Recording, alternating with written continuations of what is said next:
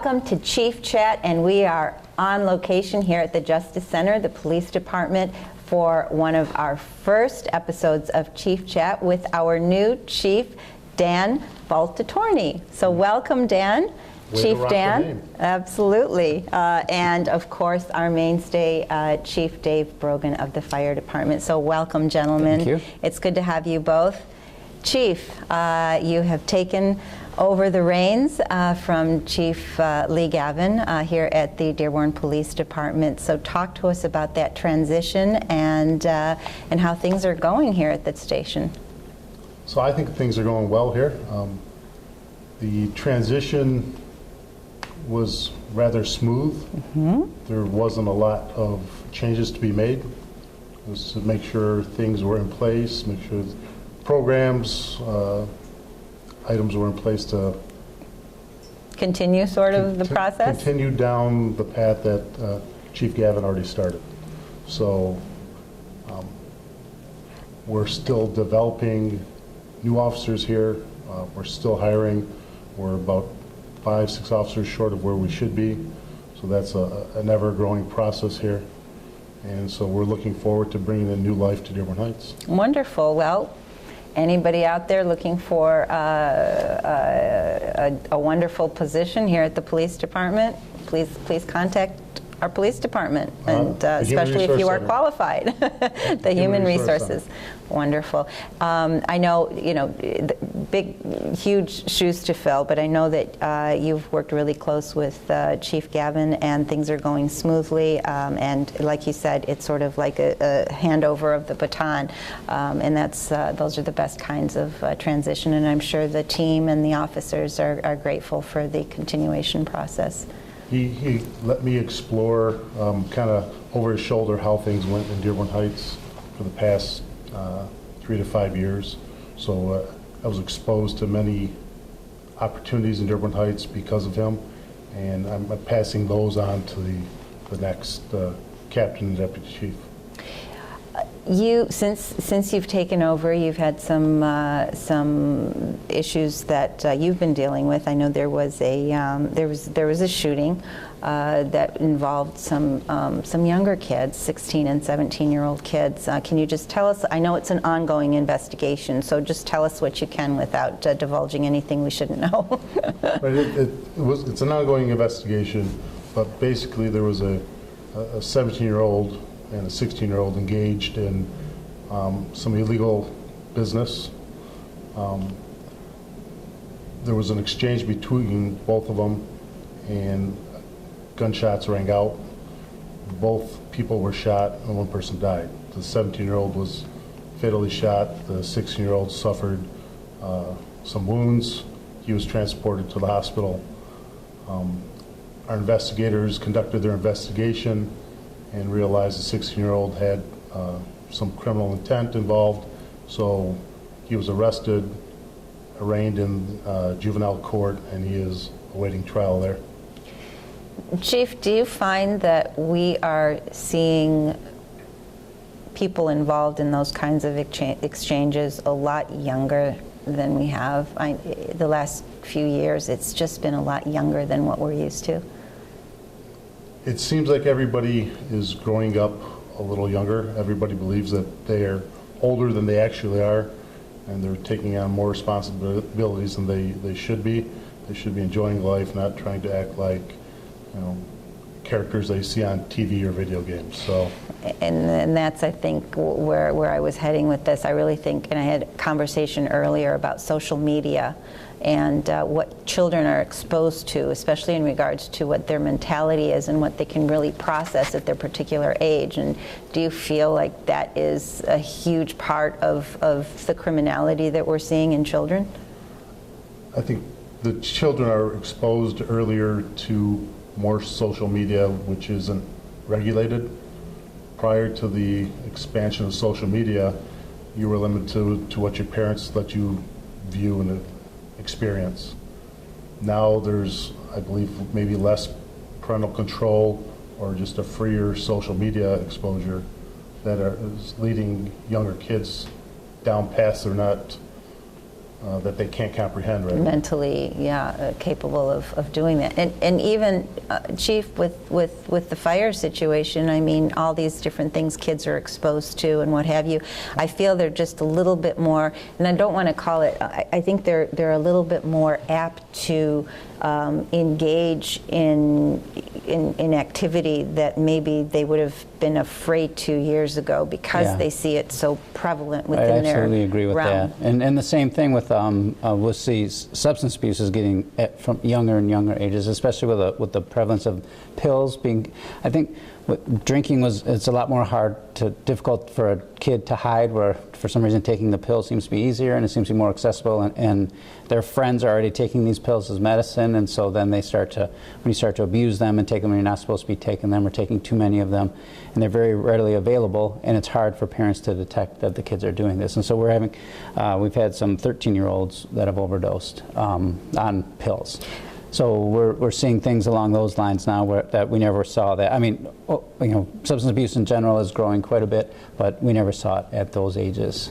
And you're the first to be on the scene. So the opioid epidemic has been huge, and the overdoses, and especially a lot of young men within our communities. And you think, okay, that stuff happens, in a different place, and I guess that's very naive to say at this point, because it's across the board and it's very indiscriminatory. It's in every demographic that you've seen. Before I get on this conversation, I do want to say, Chief Gavin and I were very close. We worked together on a lot of things along those lines. I mean, the police chief and the fire chief don't traditionally work really close together, but he and I work together on a lot of different things. Absolutely. And with Chief Dan and I, right away, we're both working on with the group called ASAP for substance abuse, and it's at the Access Group, which is a Middle Eastern group, but this substance abuse arm of it goes out into the community everywhere, and we've been a part of that. And I've known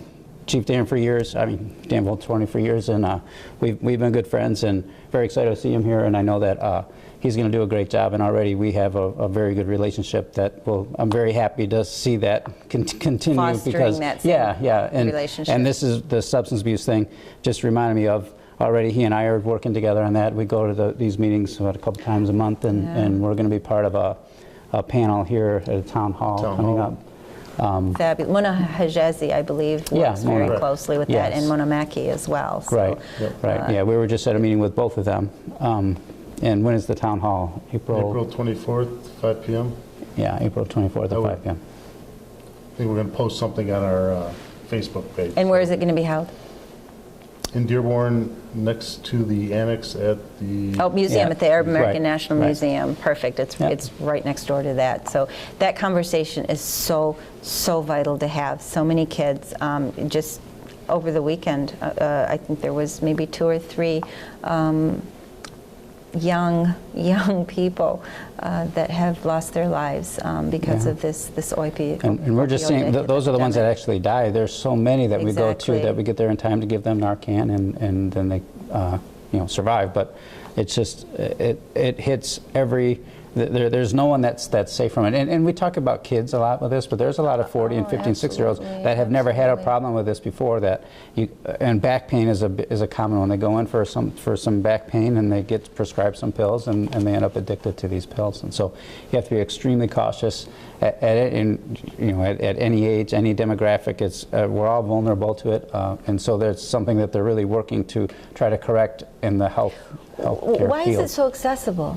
I mean, I know that's a loaded question, but why is it so accessible right now? And how are these kids getting it from their medicine cabinets, or are there And so it's been very heavily prescribed, the pain pills. And so to defend some of the doctors, they've told them there's no reason for these patients to be suffering. That was a big push for a while. How come pain management needed to be something that we took more seriously as medical professionals?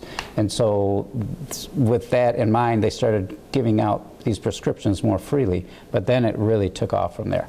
And I mean, now I think everyone recognizes we shouldn't be handing them out as easily as we are, but then you get the doctors who are abusing it. We have doctors that are writing tons and tons of prescriptions, and so the people that find themselves addicted find those doctors, and the pills are if you go and get some dental work done or something, and they give you pills, you might only take a couple of them, or a kid might only take a few of them, and then They become addicted. yeah, they become addicted, or if not, they know they can sell them for, you know, 15 bucks each or something like that, and it's just, it's been this terrible cycle. Absolutely. I remember I was afflicted with real bad pain. I was down for 3 months, and they had given me Vicodin. I took literally 2 pills, and I felt like really shaky. Right. I felt like there was something not right going on. I think that was worse than the actual pain, and that was it for me. I wouldn't take any more because I knew something was not right. But I think you can get addicted with 2 to 3 pills, and that's it. And then it's just sort of a rolling cycle. So I think the bigger part of the whole cycle is the addictive behavior. So there's some people are having know it behavior. and just say stop, and then Right. other Some people are able prone. to realize, hey, you know, Right. I don't like to lose control of my faculties, so I know how to regulate myself. Other people don't have the ability to control their addictions, or whether it's pills, pop, beer, whatever it is. And that's a genetic makeup too. They're Right. sort of prone to that kind I'm of not thing. the medical professional here. No, none of us are, but I think in terms of But well, except from my you, of course. experience, it's the addictive behavior that Right, plays absolutely. a bigger part rather than the exposure to a pill. Right. And they all have different, like, so there is. And then the encouragement too, in terms of peer pressure. Yeah, Let's so do it's your this. environment, your genetic component, and then your exposure to the drug.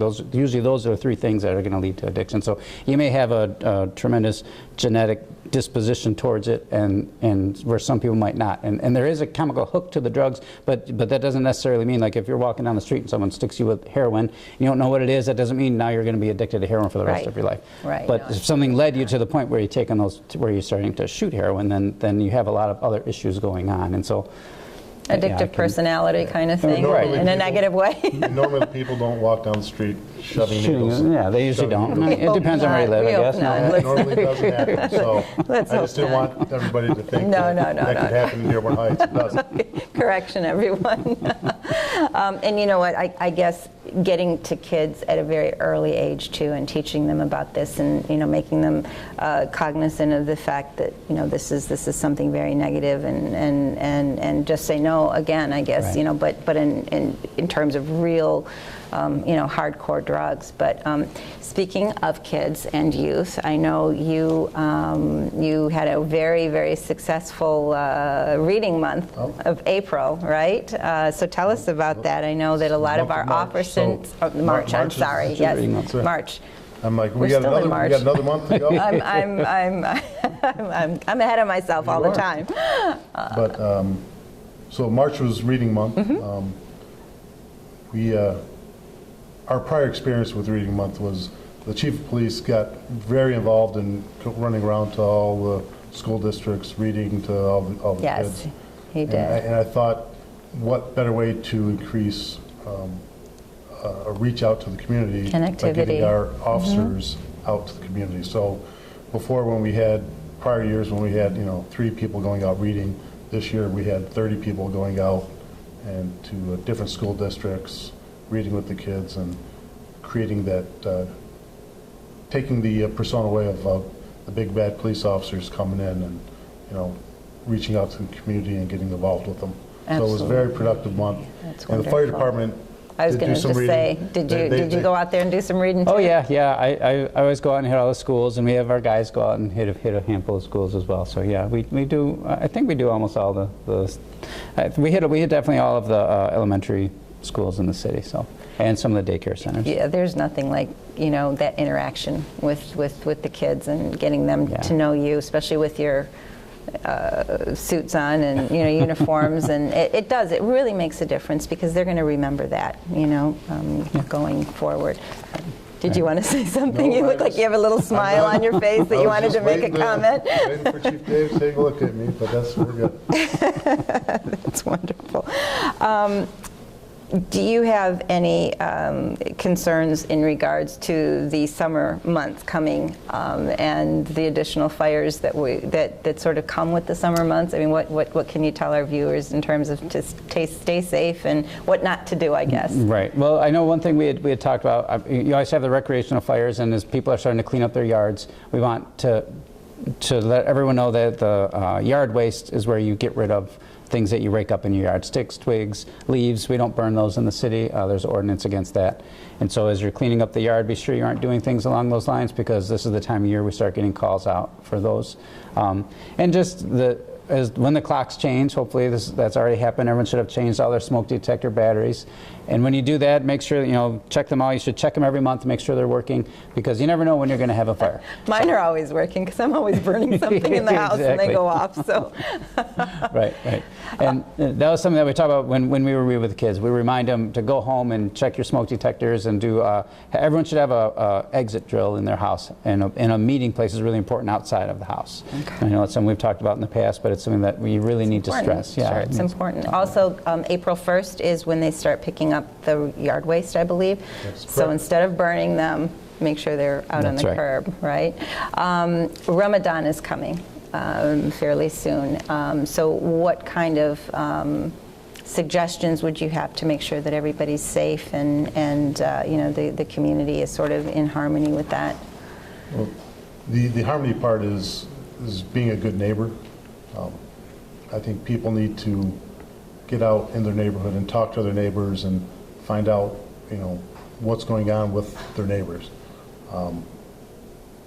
The Ramadan celebration tends to go into the later hours of the evening and into the night, and it's a time of celebration, but and people reflection. have to and reflection, celebration. They need to understand that even though they're celebrating, being considerate of the other people in their neighborhood is something that they should be aware of. Right, absolutely. And it goes both ways. It's, summer's here, or summer will be here. Your windows hopefully. Your windows are going to be open. Jury's out on that. And all the noise from enjoying the warm weather, people tend to hear that more often now than in the winter. So that's, if you have a problem with increased levels of noise in your neighborhood, and you can't deal with it on your own, or you can't talk to your neighbor cordially, don't hesitate to call the police department. We'll come out and try to talk to the neighbors and smooth things out. Wonderful.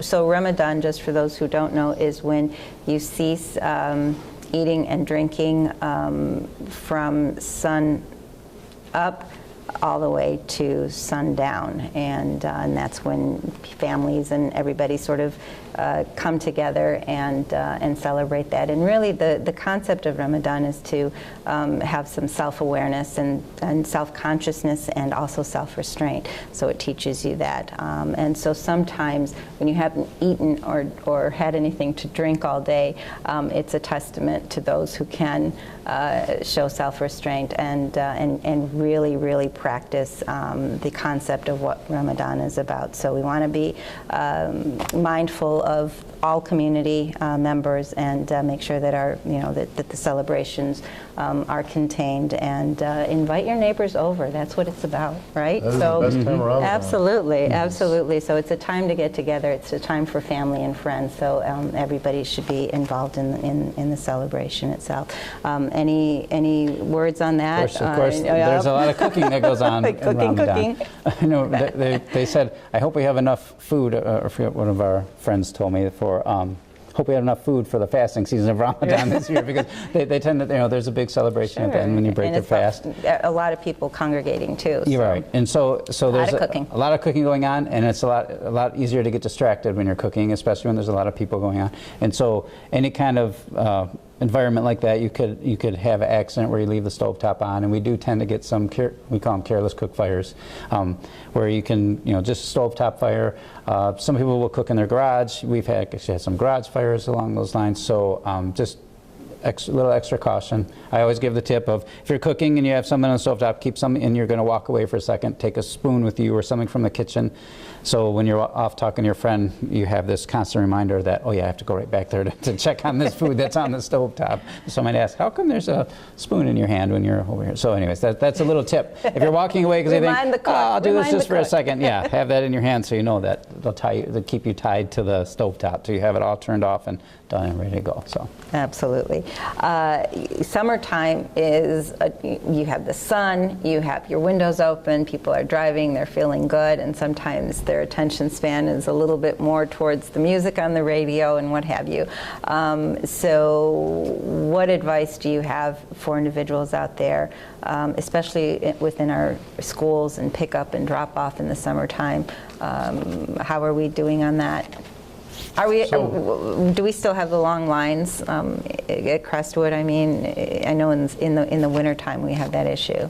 So in the wintertime, the lines are longer. In the summertime, there's more foot traffic. Yes. The Crestwood issues with traffic congestion, there's a task force at the mayor and the superintendent started, and we're going to look at how to address those issues and try to work something out. So that's a work in progress. That's really the flow, trying to make that flow go a little bit better. And there's increased flow, and there's increased flow because there's increased number of students at the school. Sure. So it's a great thing to have more students in the city of Dearborn Heights. Yeah, it's a good problem to but have. The downside is there's increased traffic. So it's what worked 2 years ago might not work today, or what worked 30 years ago isn't working today. So it's a constant reevaluation of the traffic flow. Well, there's a task force now that's So we're going to be directing working on that. But what I was getting at earlier was that with all these people walking around, Right. when you start up and Your stop car. on whether it's traffic, your driveway, you need to take a couple extra seconds and look around for pedestrian traffic. There's kids out playing Backing ball. up from your driveway, yes. It's even though with the backup cameras and backup alerts, sometimes there's somebody that falls between the cracks or slips between the cracks or your blind spot. So just be more mindful of, especially when starting up and stopping on the roadway or your driveway. Yeah, and control the road rage. I don't think I've seen more road rage in my life than I have this last year and a half or two. And I think, that we started this conversation about social media, and I really think people are more, they're more apt to react on things. Everybody wants to say something and be heard. Exactly. So whether it's social media or road rage, yeah. I think you're seeing a correlation between the two. Yeah, I think we need to just keep it to ourselves and say what we need to say inside the car and just keep going. We had an issue in terms of an arsonist that sort of made news with one of our strip malls, and it's in Inkster, right? The strip mall's in Inkster. yeah, there's a strip mall fire in Inkster. But it's a strip mall I go to all the time, so it was like, for me, it's Dearborn Heights too. So Yeah, it was right on the border, Right. and we did respond to the fire with, we had 5 guys there. We work with well, he got Inkster. caught on tape too. Yeah, actually doing it. there was a video of him walking right up with Can of gas or looks like something. jugs of gas. That's what it looked like. Yeah. So Let's not be discreet at all. right. From what the video showed, From what the compared to video gas. showed. Yes, that was the. Okay, you have to say So that. we have to say, But I can say it really looked like a can of gas. Yeah. So I know there's a lot of investigation still going on with this case, but they did find. We've also had an arsonist in Dearborn Heights that was lighting a lot of, in this certain neighborhood, there was a lot of car fires that were happening around 3 o'clock in the morning. And we had one after another, I think a total of 5 or 6 car fires. And now I believe that after they've made the connection with the... I'll take over. I'll let the police take over this part. Okay. We're going to hand the baton over Right. again. So holding the baton, there was a series of car fires in Dearborn Heights. We developed a suspect information, collected information for prosecution. While all this was going on, there was the fires and the building fire in Inkster. Sure. Another agency, federal and local agency, conducted an investigation into the building fire, and were able to relate our fires with their fire. So that person is being charged, and he is, I don't want to say it, waiting for his day in court. For arraignment kind of thing? Okay. Yep. So is it, I don't know if you can answer this question or not, but I guess I can ask it. Is he being charged as an arsonist who's just wanting to destroy things?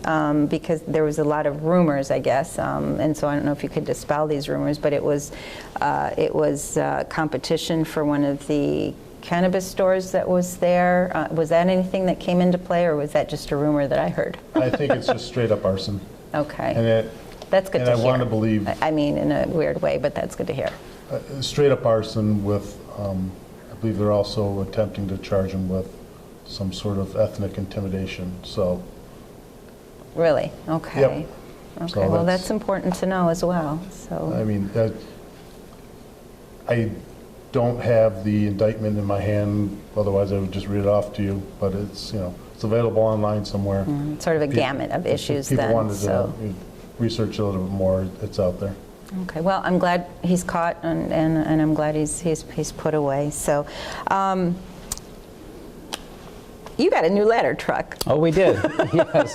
So tell us about your new ladder truck. We just took delivery of it, but when we get the truck, we still have to rebuild all of the mounts to put all of our equipment on, and we have to do training on the truck, and we have to training for tactics. So there's still a lot of steps before it's going to be ready to be put in service.